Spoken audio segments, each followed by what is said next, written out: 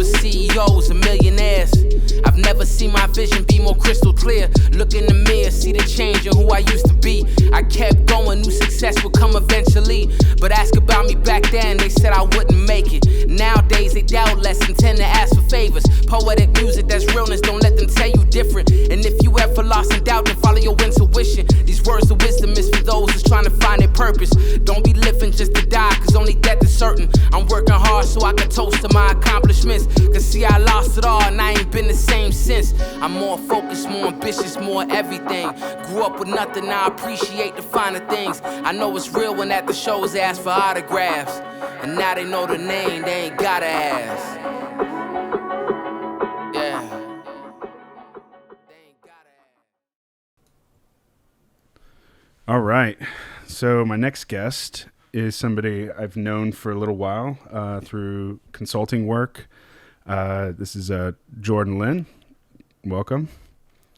What's up, man? What's going on? Yeah, so the premise of this podcast was a little different. Obviously, I have a multitude of different things that really interest me, but one has honestly been the markets and business per se. And Jordan and I have an affinity for the same thing.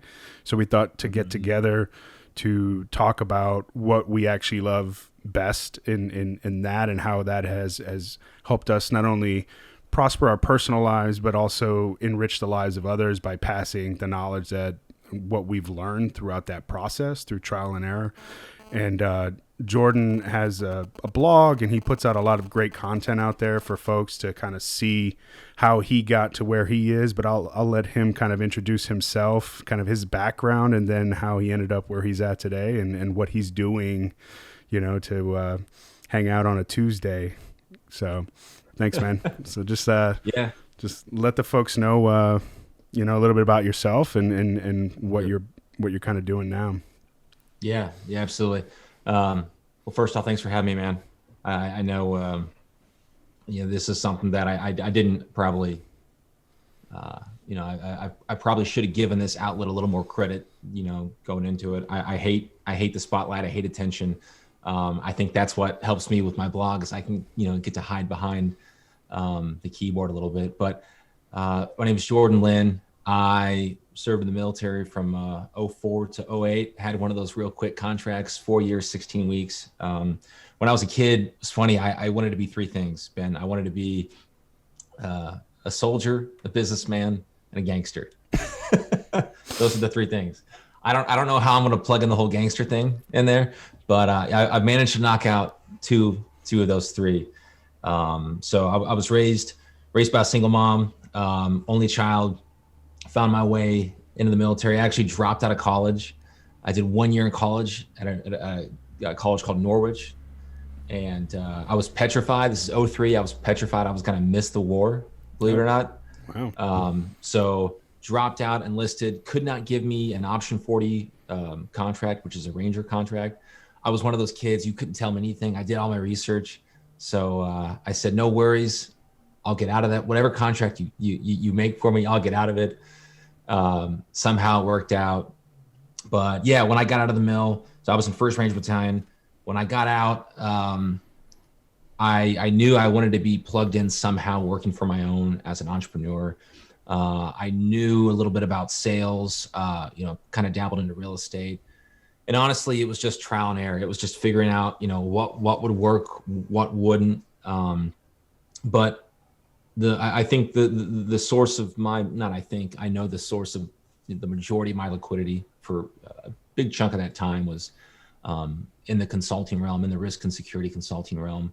When I was a teenager, when I was 20 at the time, Blackwater, they were like the Dallas Cowboys of the private sector. Mm-hmm.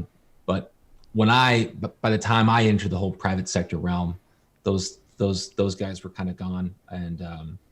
And yeah, so, for me though, like that was never a passion. Mm-hmm. It was purely a skill set that I was monetizing. And I think towards the latter end of that career, Ben, it got kind of awkward because I think a lot of people were beginning to notice that. Mm-hmm. And so things that should the things that I should have been using to impress my colleagues or my peers, at least in that industry, those weren't the things I was really interested in showcasing. So I was doing the juggle routine. I was managing a variety of businesses. I helped with a sales agency, which was honestly one of the best moves I could make in my career outside of that vertical. It really plugged me into a lot of cool entrepreneurs, a lot of different people that were, on the e-commerce side or, in the coaching and consulting realm. So yeah, I mean, I've launched an Amazon business. I've done over 7 figures on the Amazon side. Got suspended 3 times doing that, broke some stuff. But yeah, so really ultimately that kind of led me to what I'm doing now. And, I have an insurance agency, which was just launched, out of thin air. We can go into that later, but, insurance agency, it's called Insuredly, launched that last year in April at like the height of COVID, which is potentially the stupidest move, or I don't know, maybe someday I can look back and think it'll be the best move. And then, I'm also consulting too now on the e-commerce front. We can kind of go into that too.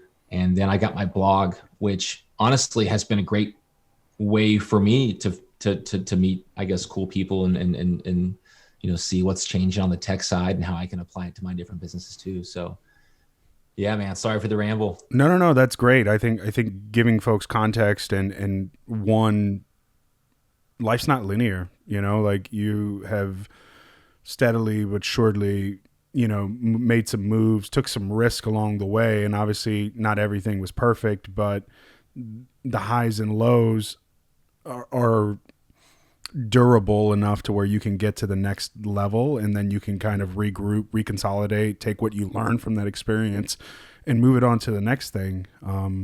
I feel the same way. I'm kind of doing a little small investment group, with real estate and some other things where we doing some of our own investing online and things like that as well. And it's really paid dividends overall, like in the last year, just kind of going through the motions, dealing with, partners and things like that, where you just, you never know what you're going to get in that sense. And your day could be thinking, you could wake up in the morning thinking like everything is going to be hunky dory. And then, in a blink of an eye, like it turn on you and you have to react to that, almost, we always talk about reacting to contact and military timeframes. Well, this is a different kind of react to contact where you have to keep a level head, where other people might be running around, a little in panic mode because things are not going that way. So a perfect example for me,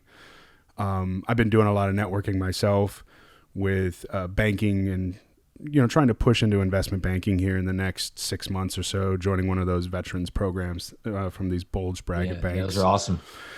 And so with that, I'm meeting a lot of great people, and just having the initiative to get in touch with those folks has been really rewarding, and seeing other people kind of enjoying kind of what they do on, a multitude of levels. But the second part is like having those connections. If you know other folks that can, maybe a job might not be the right one for you, but for example, I was able to plug in my other business partner into a role that's remote and still gets to go down to Texas where she's from and gets to go and work and be part of, the government consulting realm still at some capacity and maintain credentials and things like that. So it's kind of a win-win for everyone. And I hook those guys up with a quality candidate. Person that I actually give a shit about gets a job, in that sense. And so it's kind of it's been rewarding, kind of like, putting the feelers out there and seeing what's available. And I encourage anybody, to really, as much as it sucks. And, like Jordan mentioned earlier, you don't want to be the limelight, and the self-promotion is something that's kind of drilled out of us in a lot of ways in the military, but it's counterintuitive when you get out in the real world, because unfortunately you have to be your own promoter, and you have to get out there and it's not even being vulnerable. It's like just being uneasy about pushing your accolades and what you bring to the table, because nobody knows, like we were talking about earlier, nobody cares that you were in Ranger Bat. Nobody cares that I was a Green Beret, other than the title. They might have seen the John Wayne movie or something else here recently, but that's about the extent of it. So you have to kind of quantify your existence, so to speak. Well, I do think that there's something to be said, and I think it was a mentor of mine. He said, if you're not talking to strangers on a daily basis, at least weekly basis, you're probably broke. And, when he framed it like that, it was, I've always considered myself to be an introvert that masquerades as an extrovert. I talk to people not because I maybe thoroughly enjoy talking to them or getting their opinion, but the more I do, the more I realize, I guess, how little I know.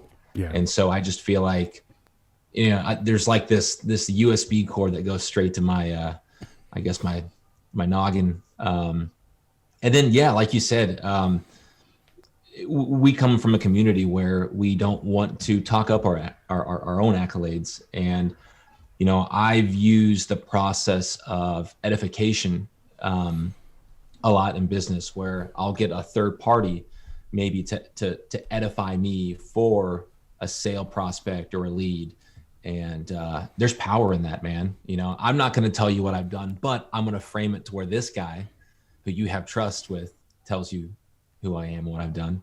Yeah, and that's a great technique, to be able to bridge that gap through third party in that way, because of the trust that might already be established with that person, with the other folks. And it only just brings value. If nothing comes of it, at least you can start building that rapport and that trust with that particular person, personal or business wise, down the road. And they know, I dabble in real estate as well. So, just knowing that you do that and having a good vibe and a good, rapport built with that individual, like down the line, because of the relationship that you've built. Let's say you hang out with somebody and just get happy hour drinks for a year straight, but then the sale comes down the road because you're not that pushy guy, but they know what you sell. So that I think that's kind of the happy medium, where you still got to get to know folks. And if a relationship is strictly transactional, that's usually kind of where folks kind of draw back, and they're like, listen, I don't like salespeople. They're too pushy and this and that. And be like, no, I'm actually not like that, but I just need to let you know how things are. So in the event that, something comes up, or, your agent doesn't, take care of you in the way that you feel is right, then at least you can get a second opinion on something or what have you. For sure. So kind of the premise of the podcast is to kind of talk over overall arching macro things in the market, and kind of seeing how, what we're seeing collectively, and kind of bouncing ideas back and forth. So we have a couple topics that we kind of put together in regards to some of the macro level things going on in the market. And one, I think, that touches everybody's knowledge base is obviously getting that $1,400 check in the mail, and having $1.9 trillion coming into the market here recently. This is the third installment since the pandemic started. And overall, like, what have you seen in the market in the last, year, based on that money trickling into the market? And then also, what do you think in the future here with this last round that just came in? Like, what are you feeling right now as far as your business or just the overall macro market, and how that's going to affect things? Well, I think one of my concerns with the stimulus money is, there's so much. I mean, first off, this is unprecedented. We haven't had this sort of, this sort of injection ever. A good book to read that just came out recently by James Rickard is The New Great Depression. He was the author of Currency Wars. He was the author of a couple other good books. But I think my concern is there's a lot of retail investors out there that are going to think that they're professional traders, and they're not going to factor in luck. They're not going to factor in a lot of these external elements that are helping them make some quick profit. I'm hoping we're not going to see, the same level of, I guess, frivolous, frivolous investing maybe on the retail side that we did on the first two injections. But yeah, I don't know, man. I'm trying to be careful when someone asks for my opinion in the whole friends and family network. I'm sure you get this all the time. It's like there's a very anything you say or do will be used against you at the dinner table. Yeah. No, I understand that. From my side, I think the retail investor has kind of been scapegoated in certain respects as the boogeyman. I just don't think the value in the volume that they're trading would really enhance some of the drivers that we've seen in the market here recently. Mm-hmm. And what I mean by that, obviously, is, for example, the GameStop situation in January. I just feel that there was a cohort where the Steam slowly started to, come up in Reddit and some other, media platforms, and that slowly kind of spiraled into that, where people are doing up the math and they're realizing that some of these shorts are coming up more than what the value of those companies are to kind of drive those prices mm-hmm. down. And it's something that Elon Musk has alluded to in that sense as well. Like, people were pushing hard against Tesla for years for mm-hmm. for that to not happen. And really, in some ways, we can debate another day on whether shorting, in that way is ethical or not and what have you, but it exists. It's, totally legal in that sense to want companies to fail in that way. But, in a sense, those are the reasons why Enron happened, and we were able to figure that out. I was just going to mention that. And other companies that have been a bit frivolous on their statements that they're providing to the public. Another one would be WeWork, mm-hmm. Where they're not using GAAP accounting efficiently, and saying that they could make money at any time. Well, obviously you got to prove that in that sense, and we can do mm-hmm. a basic cash flow modeling and see how when money enters, like, what's the burn rate and all that good stuff. Eventually the S1 tells all. So it's just been interesting to see, and from what my perspective is from the real estate market back in Denver, unreal right now. And I'm sure where you live as well. It's just like I've mm-hmm. seen a lot of inflated prices based on, I think, just purchasing power. The fact that we have another $2 trillion coming in there, they're not really talking about the quantitative easing where this money's coming from. So you're literally cutting up more pieces of a pie that are already down to the, smallest amount possible because of our currency being at the top tier of, the world as far as the, currencies are concerned. And so with the inflation that's coming with that, obviously the buybacks and then the pricing from everything else just going up because it just costs more to produce goods, to provide services of that nature. You're seeing an inflated, on the asset side from real estate, from stocks and everything else. And I think what you were alluding to before is like, don't get too high on your own supply, so to speak, as far as, the folks that are just getting into this and they're doing well. Let's see how you do on a downturn and, the emotional roller coaster that you have. Right. Well, and what makes it so different is that the stock market traditionally has always been somewhat of a gauge in terms of how the economy is doing. And that's not the case right now. The gap's never been bigger. And what I also find funny, you mentioned two things. One, inflation. The CPI, which is supposed to be, what gauges inflation. Mm-hmm. That I think they don't track, what is it? Fuel, food, or what's the third thing? Food, fuel, or is it housing? That I don't know, but it's basically, the saying always was, as long as you don't eat or use fuel, inflation shouldn't affect you. That's kind of always been the one-liner that some of the economists that I follow, Peter Schiff, he's He's one of those. Yeah.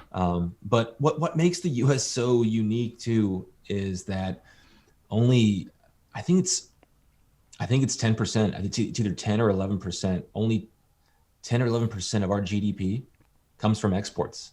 Right. You know, I mean, there's only a handful of countries you could put in that category. And so quite frankly, we just don't need the rest of the world to buy our stuff. And so that puts us in a different position when it comes to these currency wars and these devaluing exchanges. You know, it's I don't know. I'm fascinated by it. Yeah, no, I definitely recommend that book that you mentioned earlier, Currency Wars. I had that one as well, and it just talks about the hegemony from Bretton Woods and how we've established the dollar as the global currency. But things are changing. You know, we have a digital currency that has literally no backing other than, you know, what people are willing to buy it for right now, and I think central banking obviously doesn't look at this as a threat per se, because it's just, in the grand scheme of things, like, you know, when you add everything up, like, it's a very small amount of actual asset. And so they're not pushing really that much for legislation, and some of these folks that have been betting on it for a long time are obviously reaping those rewards as it becomes more,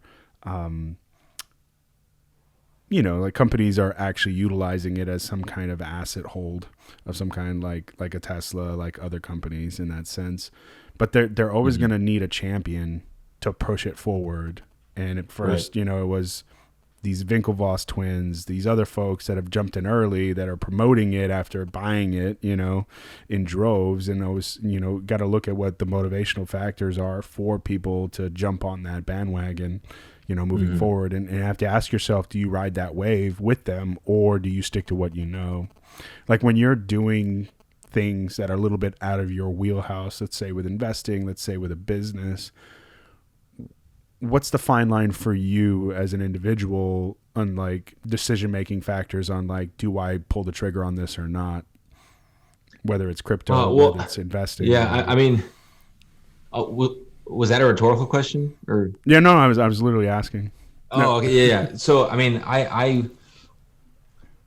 the first thing I want to know is, you know, how easy or how difficult is it going to be to reverse out of this? You know,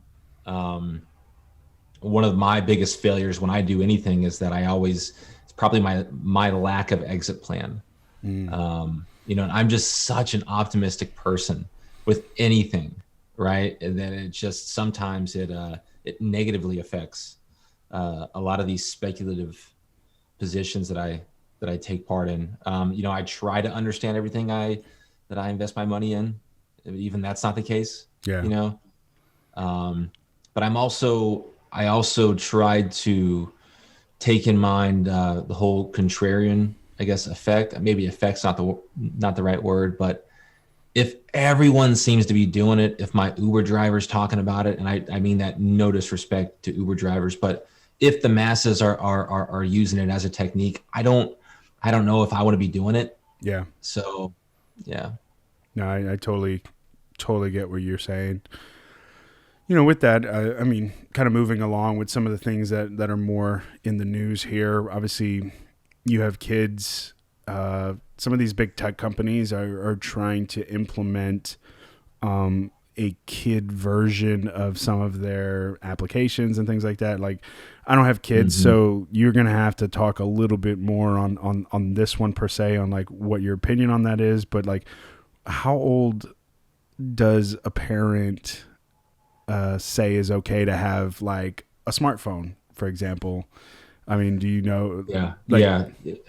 Dude, that's just becoming, so I have 5 kids. My oldest is 11. You know, she acts like she's 18. But it's like, yeah, because you're competing in this world where, you know, it's not just a mobile device, but it's the Internet of Things, right? It's the whole IoT, and then it's something that connects to this, that connects to that. And look, a huge portion of our economy is influenced by the children. You know, I don't know what the percentage is, but out of every $100 I spend, my kids, maybe they play a role in how half that might be spent. Here's an easy question. Do you have Disney Plus? Yeah, we have Disney Plus. Yeah, man. There you go. So, but like YouTube, I mean, something else, the big, one of the big kid channels, and if you got kids, I know you know this, it's called Trinity and Madison. Okay. And so basically it's these two girls, and I mean, they're in single digits, right? And they are just filmed doing daily activities and play things and toy stores, this and that. And I'm fascinated by how their parents kind of direct this and what their parents are thinking in terms of monetizing this. And it's crazy, man. I mean, I'm getting like app requests from my 7-year-old, probably 5. I'd say 3 to 5 app requests. I don't know, every other day. So wow. Yeah. And from the outside perspective, I don't have kids. I'm not married or anything in that sense. And so for me to hear that, and I think about conceptually when I was that age, like what I was doing, I mean, you can't even compare it in that sense. But I do remember the time when the internet first came out, and when we first got our actual family computer, and it was like in 1993, and how addicted I was to playing games. And so I can only equate it to that time. And I remember my mom like having to yell at us to get off the computer because we're playing the modem off. Yeah, we're playing Wolfenstein or we're doing something else, and it's just like that. You were sucked into that, or the Nintendo when it came out. And so I think people give these newer generations a bad rap, but we had our own versions of our vices growing up in that same sense, and we were addicted 100%. In that same way. Well, it's like the scene, if you've ever seen A Million Ways to Die in the West, when they're standing outside that saloon, and there was that kid, he's got the wooden ring, like ring. Yeah. And or a wheel, that wooden wheel, and he's kind of spinning it. And he's like, look at this, man. It's like all kids spend their time, I was reading an article, just that wheel distracts their thought process and their innovation and their creativity, just playing the wheel all day. Yeah. So it made me think of, like iPads and screens and tech. Oh yeah, for sure. And I have my dad is remarried and he has a 12-year-old. Same thing, like we're at a dinner table and they can't put it down sometimes. I mean, you have to be kind of forceful in your tone to ensure that like dinner time is like actual family time, that kind of thing. I'm sure, just to corral them up and maybe you can do like what adults do when they go out drinking and they put their phones in the middle of the table and like whoever grabs it first has to do chores. Yeah. I mean, it's all about, look, this all comes back to sales. I mean, I think sales is the number one skill in the world. And as soon as you get home from work, then you're going to be able to apply it. I guarantee you're going to be able to apply it as a spouse or as a parent. So find the pain points and then kind of lean into those. Yeah. With that, we're talking about these apps, like, kind of trying to get kids involved earlier to enjoy that. That synergy, not only between the devices, but the software as well, and kind of getting them ingrained in that lifestyle. But there's been some big fighting between tech, Apple and Google recently with Facebook and some others, where essentially Facebook's business model is predicated on being able to track user data around the internet and to provide that service for marketers to be able to see what you're doing and how you're utilizing the internet in that capacity. Apple and Google have both voiced they're changing their policy and conditions to have people have to opt in as opposed to opt out in those particular apps and things like that from, Samsung's, Android devices and things of that nature, and then also from the iPhone side of things. Do you feel that Facebook is kind of losing a battle here based on the way their business is set up and how they're just going to become less and less viable here moving forward? Yeah, man, this is probably a question I'm not as prepared to answer. So iOS 14, that's what we kind of referred to it. And when you read it, I think like right now, I think if you're a marketer on Facebook, you're limited to like 8 custom conversions now, as opposed to like unlimited, which for some businesses, honestly, that doesn't affect that much. But I think this just comes down to a battle of like, it's kind of like, in the mill, it's like CQB, the path of least resistance. Yeah. Well, and that's how money works, right? I mean, that's how advertising works. So I think there's gonna be newer ways. There's gonna be newer ways to target privacy.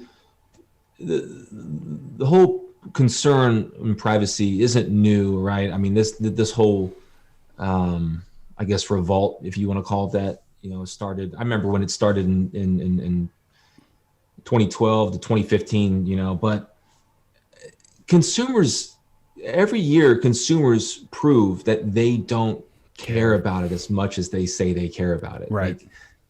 So, but yeah, I'm really interested in how the vacuum is going to be filled, how Facebook's going to pivot. But yeah, I would love to talk more with like a marketing team. Yeah. And how, just from a small business perspective, how is that affecting your bit? Like when you market out to your folks, besides like handshaking and making calls and whatnot, when you're actively pushing, advertising through digital, which one are you using more, Facebook or Google?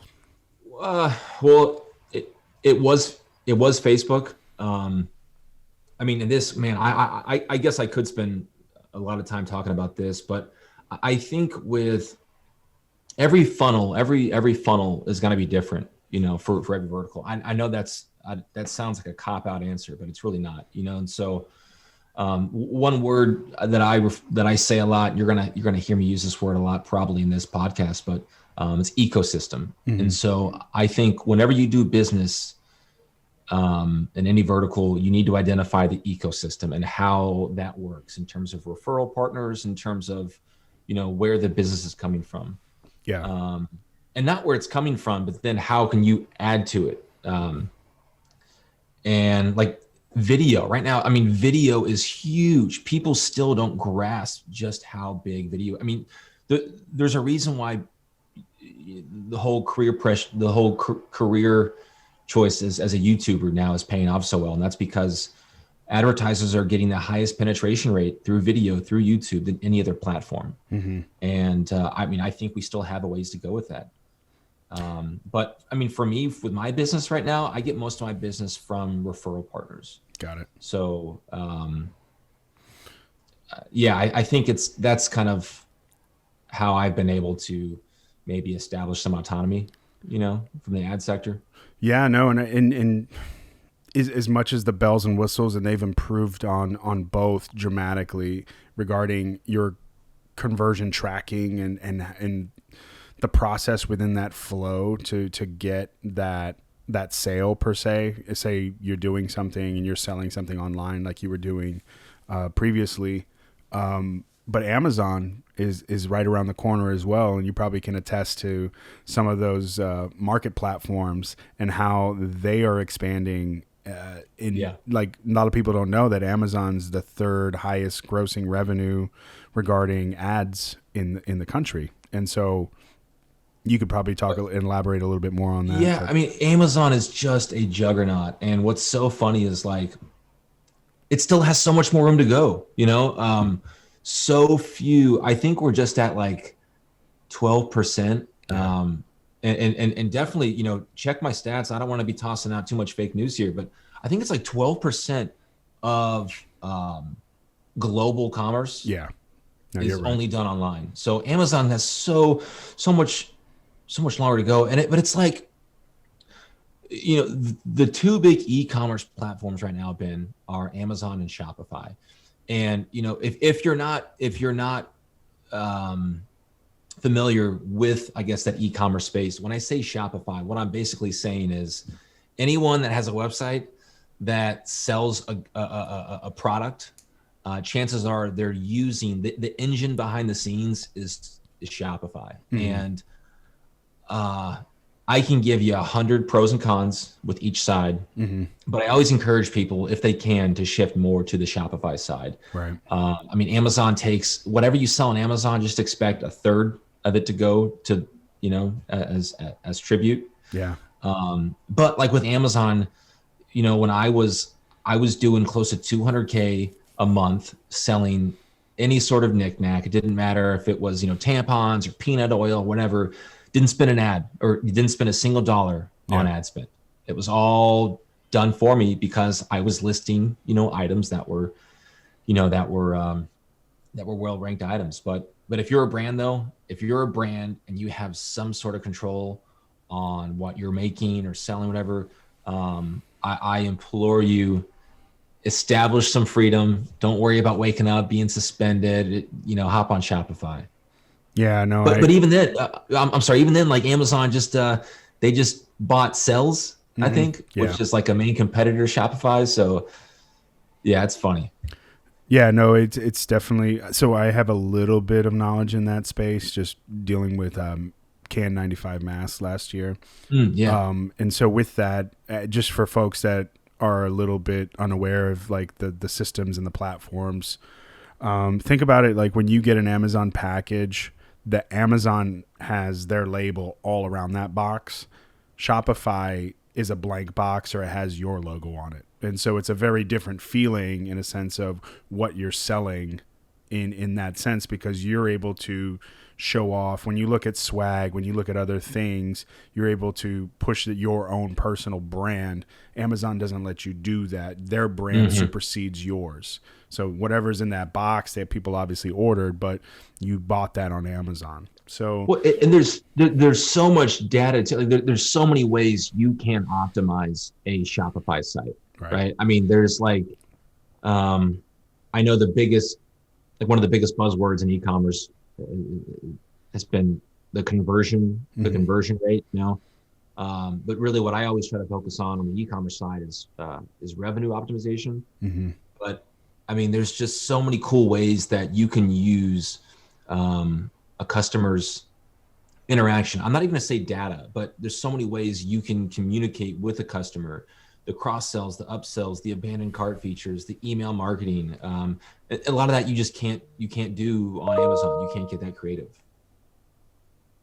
Yeah. And you were mentioning another acquisition by Amazon. Do you feel at some point that regulators are going to have to step in and be like, you need to stick to e-commerce or something else along those lines? Or yeah, I mean, I could see a scenario, I guess, similar to like Standard Oil. Yeah. You know, I mean, I remember when they bought Whole Foods, the rumor was that Walmart was never a serious player. Walmart was sort of, you know, trying to do God's work, which is funny. I'm even saying that. They were trying to, you know, bid that price up. Yeah. But I think what's so sad about the whole COVID thing is that what's taking place right now, we kind of knew that's where we were headed, right? Like the consolidation, you know, we were going to get there. We were going to get there 5, 10, you know, 12 years, but it's already happening. Yeah. You know, it's accelerated all that. Yeah.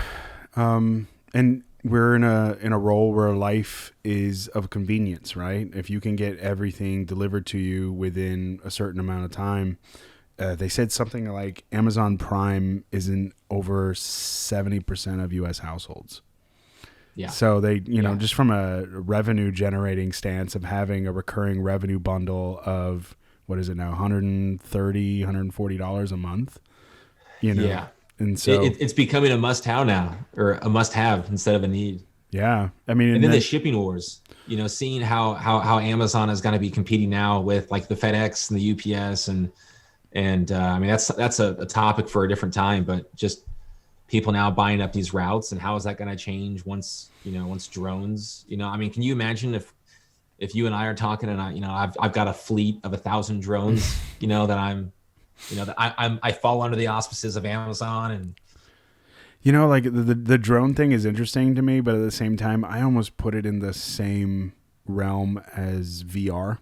I think it's something that people want to push, but I don't think people are ready to see, Mad Max, kind of scenario where you have like this crazy technology like out there, and you're playing basketball and like, your Amazon package floats down, in some way.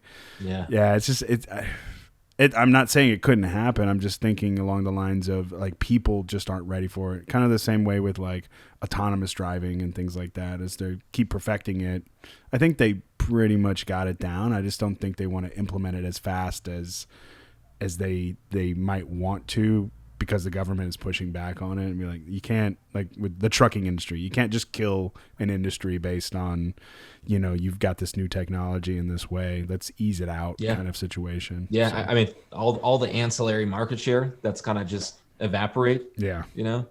Exactly. With that, we're seeing a lot of those acquisitions here in recent weeks, and, the big rage right now obviously is Spacks. Special acquisitions. Oh yeah. And I have mixed feelings on that. And so for people that don't know, Spacks have been around for a while. Like, it's not a new instrument that people are using, but in a sense, what happens is that folks will pull together some cash and then they'll go public, and it's kind of like a blank check, and they go around and they look for something to buy. That's basically, in a nutshell. And then they go and acquire certain kinds of things in that vertical that they're looking for. They kind of specify that out. Let's say, Chamath Halapatia is out there and he's doing stuff in tech. And so that vertical and that SPAC are publicly listed. And then, you look at how that thing goes, and then it goes from there. And it doesn't look like it's stopping anytime soon. It seems to be the rage right now. Have you actually personally invested in any SPACs like in the last year? I have not. I'm very, very interested. But it's funny. I always just assume that I don't know enough. And I guess maybe it's better to assume you don't know enough than to think you know more. But I think this is just another one of those conversations where there's so many cool things about having this freedom, right? Like, most of us will never have the opportunity to invest in a company pre-IPO. I mean, that's just the reality. Right. And so I think SPACs, they give you that opportunity, I don't know of anyone there's no one in my network that was able to invest in SpaceX, at the private level. But, if there was a SPAC that was going to buy it, that would be pretty cool. I would like to, own that SPAC. And I think it's, what I find so weird is there's like, I think I was reading in 96, there was over 8,000 public companies listed, like on the stock exchange. And this is US, this is US companies. Right. And by the end of 2019, there's like 4,700, so, I mean, that just speaks to, one, I think, again, the whole theme of consolidation. Yeah.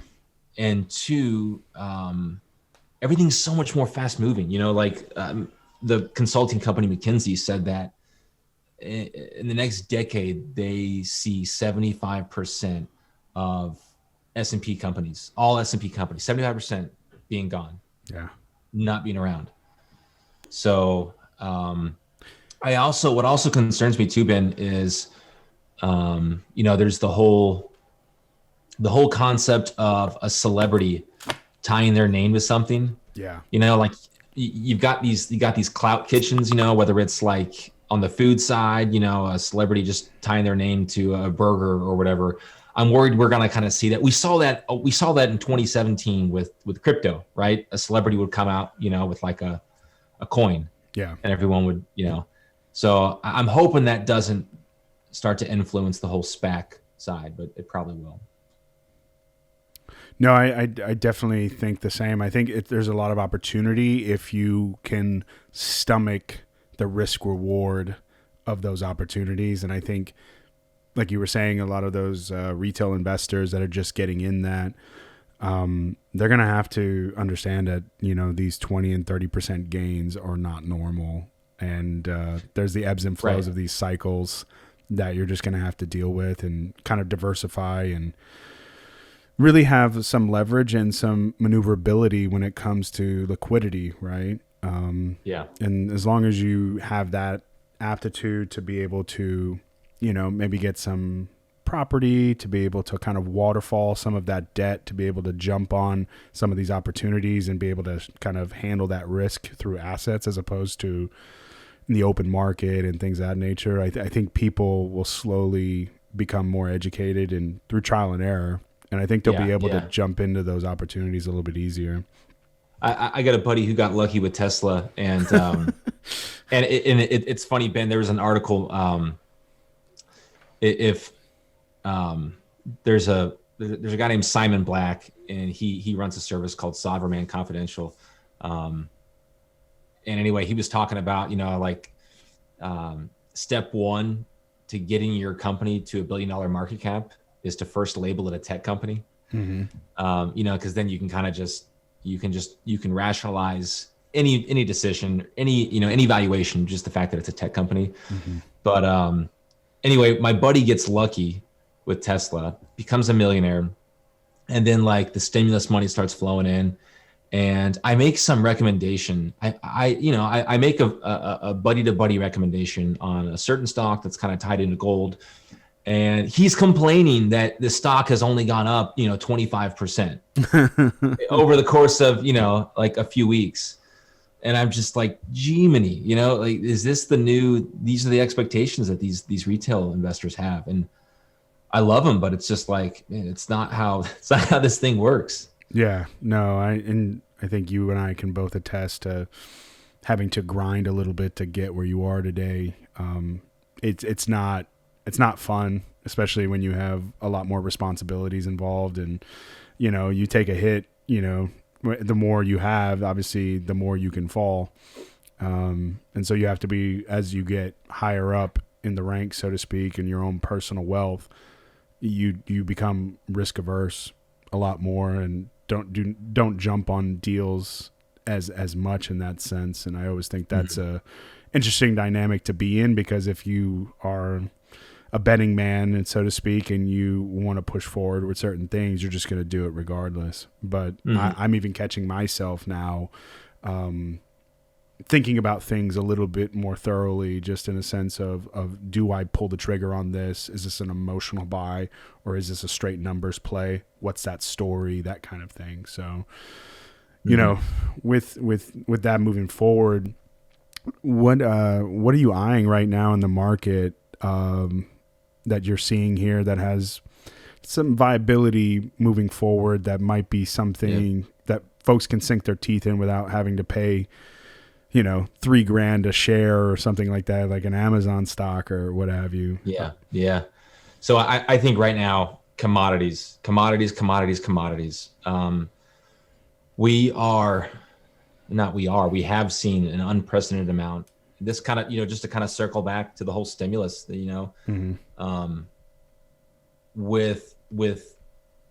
the QE and the money printing, it's only a matter of time for commodities to sort of begin their next super cycle push higher. And I know a lot of people don't like hearing this word, but gold. Yeah. I think a couple things have affected gold recently. I think Bitcoin has kind of stole the show, and again, people don't want to put money right now in things that they don't think they can, 10x overnight. Yeah. But I think commodities right now, huge undervalued. I also look at, the whole NFT craze. Not that we have to talk about, the NFTs, and I'm not gonna even tell you I'm a big fan of NFTs, Right. but I do think that they're reaching. Are they here to stay? Yeah, they could be, maybe, but I think they're on the verge of reaching sort of a Beanie Baby kind of craze. And I actually love traditional art. I love contemporary art, physical art, and I think there's going to be a little vacuum that we see exit the traditional art space, to where it could be a buyer's market here pretty soon. And I'm going to do a video on kind of how I find and scout and pay for art. Well, I'm not talking like 50K paintings. I'm talking anything from $200 to $3,000. That's kind of like my sweet spot. But no, it's great you mentioned that. I think that's really solid advice, because it's hedging against what the masses are doing. And so, like, if everybody's in, for example, trying to get into real estate now, you're behind the power curve. If you didn't already own before, you need to go figure something else out and buy something that's undervalued instead of overvalued. The same thing being with securities. Right now, securities are just overvalued, and we took a nice little dip here in February, and it showed that. I mean, we probably lost upwards of like 11 to 15% on our portfolio for that time frame as well. But we're long-term investors. We don't do a lot of different things. Sometimes we put into options. It depends on how low the threshold went as far as the correction goes, but overall we're pretty vanilla, and we have long-term assets that we utilize to leverage to go do other things. Yeah. Well, I do want to say this, Ben. I think it's important to say this. I spend, I got 5 kids, so my days of venturing out, at the bars and having those kind of fun times, they've decreased. So the amount of money that I spend on entertainment isn't what it used to be. In COVID, right? The COVID has affected that too. But what I'm getting at is where I do spend a lot of money is on information. Yeah. And I'm willing to spend a lot of money on information, and I'm also willing to spend a lot of money on learning. I know the school of hard knocks and learning from experience. It's easy to romanticize that, and it's sexy. Everyone likes a Bubba Watson type story, where they teach themselves how to golf. But the equities world is not like that. And I've spent 5 figures. I'm not even a day trader. At most I'll do some swing trading. If I really have a hair in my ass, I'll do some options. But I've been a part of 3 different courses. I've spent 5 figures being coached in that aspect. I just think I would be doing your audience a disservice if I didn't mention that. So no, steady wins the race when it comes to a lot of this stuff, and got to have a 20, 30-year outlook. And time is the best barometer for success. I mean, you're going to have some fly-by-night folks that are just going to hit it, and you're going to be maybe even a little bit envious on their success and how fast they've got there, but you'll get there eventually too, because you're building up the processes down the road to ensure that success, because you're not a one-trick pony, so to speak. And I think that's imperative on that success path. And and the stock market too. I think people need to remember that the stock market's a great place to deploy, elements of their liquidity into, to grow their wealth. And I think people now are looking at it as a means to build that liquidity, to create liquidity. Right. And that's a huge mistake. Yeah, I totally agree. As far as from my end, what I'm looking at as far as, stock picks, have you heard of Palantir? I'm an owner. I am a shareholder of Palantir. I love it. I love what Peter Thiel has done. And I mean, dude, we could go deep into that just because of that company. It's like 17 years in the making before that was even launched. So yeah, I'm very familiar with Palantir. Yeah, good deal. Yeah, I was a little hesitant to buy in earlier. I know them very well. And so that one thing is they moved to Denver too, which is great. Their headquarters are out of Palo Alto now. But the main thing is the software is I actually got to use it like the last years in the military. Like it came to SOCOM, and then SOCOM implemented it out into Iraq and Afghanistan, those places. And I was able to work with those engineers, and they just brought those guys out there to, like, anything that we wanted, they would build. They would just like sit down and do it and like work out the bugs and all that stuff. What was interesting was their resiliency to like please clients. And that's what I always like stood out with me personally, was that these engineers are, Stanford grads, most of them, and they know what they're doing per se, but they have ridiculously hardcore work ethic, just like you would want in somebody in that sense. And these guys that are out there, the forward deployed engineers, and I don't know what they're called now, but it's like they're biz dev guys and things like that. It's really kind of a culture that is startup, but then also like, because most of their clients are, government right now. They're going to get into the financial realm and some other places. And I think some of these boutique spots are eventually going to try to get in on that software as well, just because I think it's that intuitive of a platform. Yeah. And then also, like, the reason I didn't buy in initially when they listed, because they didn't do an IPO, they just did a straight direct listing. And for the folks that don't really know the difference, it's just basically when you do an IPO, you grow your pie a lot bigger, and then you have folks buy into it. Where a direct listing is like, they're not increasing the size of their company and not taking on other folks, but you can actually just go in and buy the stock after a while. And that's what they did in December. But they had a lockout, which made me kind of nervous in a sense of like, who's jumping ship in February and this and that. And then after the dust settled, when that lockout was done, same as usual. So with that, now here in the near future, I'll be buying as well. And I think that as more and more folks understand the ideology behind the company, because they were started as a software analytical tool from PayPal. And so that's how Peter Thiel obviously got involved, and he kind of branched it off and turned it into his own thing. And so it was dealing with credit card fraud, and credit card fraud back then tried to put every kind of algorithm to it and everything else. But at that time, the algorithms weren't strong enough to handle the spending nuances within, the framework of, a site like PayPal. So the difference between theirs versus others was that they actually had to put an analyst behind it. And so pattern recognition and things of that nature, we're going to know a difference in spending habits a little bit easier than maybe a computer at the time with the machine learning and stuff where it was. And so that's where they really made their money. It'd be interesting to see now how much of machine learning and analyst work are, actually in unison now pushing forward. Because like when we were there, they were pushing Palantir Mobile, which was it was an app. And so think about like what happened in Boulder yesterday.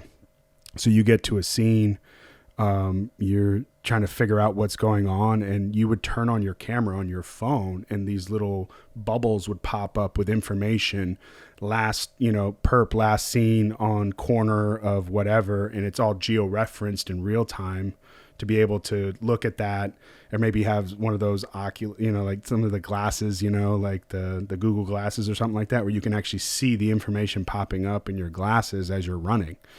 Like that's where that company's going. So yeah, so it's really, like whatever you can think of as next level that's going to happen, that company's already thinking about that. Yeah. So. Well, and then when you see names like Kathy Woods, the CEO of ARC, I mean, that's huge endorsement. And I don't want to frame it like, oh, well, if he's doing it, then I'm doing it. But Kathy Woods, she doesn't get too many things wrong. So yeah, no, it's funny because I know some of the old colleagues even that you would never think are into investing. Like they'll throw out her name, and I'm just like, oh, okay. Now we got something to talk about. You know, you're not just a nug. Yeah. So exactly. But I think both the commodities and then looking at some of the other securities out there. I'm sorry. Go ahead. I was going to say I'll give you three. I'll give you three from my portfolio. After I kind of gave my input on that, and then you went out and gave an actual stock. I'm like, all right, I don't feel like I'm doing your listeners justice here. So I would say right now, my biggest holding, and it's a substantial position, in my viewpoint. For some people, maybe it's not, but Falcon Oil and Gas, they are an oil and gas company. They technically have assets in Australia, South Africa, and Hungary, but their crown jewel that they're really on the verge of leveraging big time is in Australia, and so they're sitting on a gargantuan oil and natural gas discovery in the Beetaloo Basin in Australia. And you're seeing what's kind of cool is that you're seeing other oil and gas companies coming in and starting to drill right next to them. Right. But the Australian government has gone all in. I mean, they are throwing money at these oil and gas companies to get it going because they know what's in the Beetaloo can power them for 100+ years. Right. So, and of course, it's the job. There's a political element there for sure. But it's funny too because there's China has a big influence in Australia. So there's different undertones of that going on, but I'm expecting huge things from that company. Another commodities-based company that I own is Vista Gold Corp, which is also a junior gold miner out of Australia. I say also because also out of Australia, but it's another company that's in that early stages, where it's looking like they may be sitting on more gold than they originally thought. Right. And then the third company would be Patriot One Technologies, which is out of Canada. PTOTF is the ticker for that on the US. And they are developing a tech that will essentially make the scanners that we use at airports and sporting events, those will be obsolete. I mean, what this thing can do, it can tell you what Glock. I'm not talking just being able to identify a weapon. It can tell you exactly what kind of Glock you're concealing from, I forget how far away.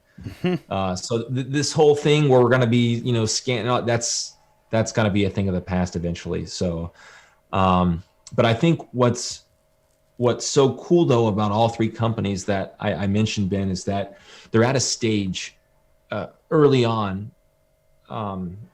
Everything's been proved, but they're at a stage early on where the institutional money hasn't flown, it hasn't flocked to yet. Right. There's different thresholds that those institutions have to make sure that those companies do before they can kind of dive in. So investing in companies like this that are already publicly traded, a lot of ways it's the closest thing to being a seed investor. I feel like that retail guys like us can be a part of.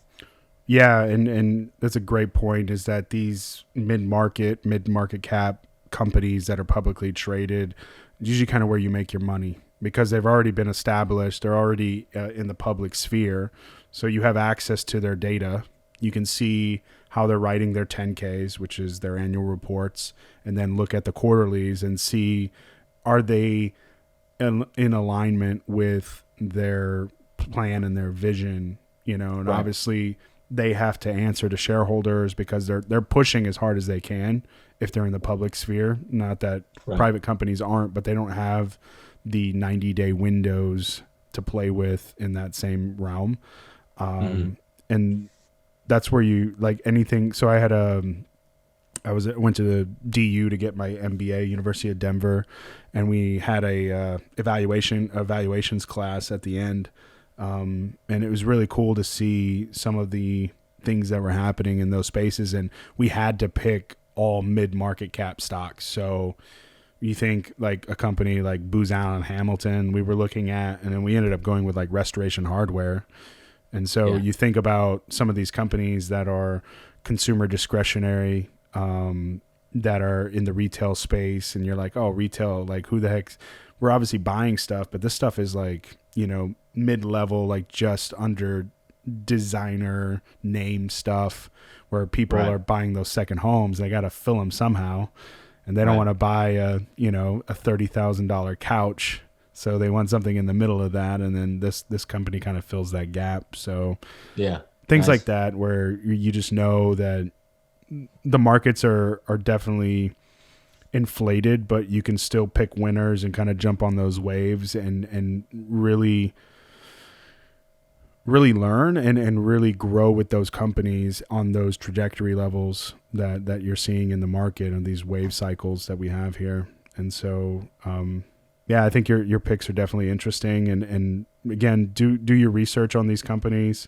I mean, obviously we have our own stakes in companies, but you know, we might have a bigger threshold for risk than you do and have the time to wait for it. So with that being said, you know, obviously I'll be sure to list those in the description, and so you can take a look at those, and hopefully you get some benefit out of the conversation that we had. And if you have any improvements that you'd like to see or what have you, be sure to give us some constructive feedback, because we like talking about this. This has like been one of the easiest conversations I've had since doing the podcasting. So it's just something that we are passionate about, and I think hopefully you hear that when we're conversing here. Yeah. Well, awesome, Jordan. Well, thanks so much for doing this, and look forward to get some more going with this and seeing where it goes. I like it. I enjoyed it more than I thought I would. So thanks for having me on, man. Yeah, appreciate it. Take care. All right, buddy. The show is produced and engineered by myself, Ben, out of Denver, Colorado. Be sure to subscribe to our social media or wherever you consume content, iTunes, Spotify, YouTube, etc. Big shout out to Mike Xavier. Thank you so much for letting us use your music as part of our show. Be sure to check him out as well on social media. And stay tuned for the next show.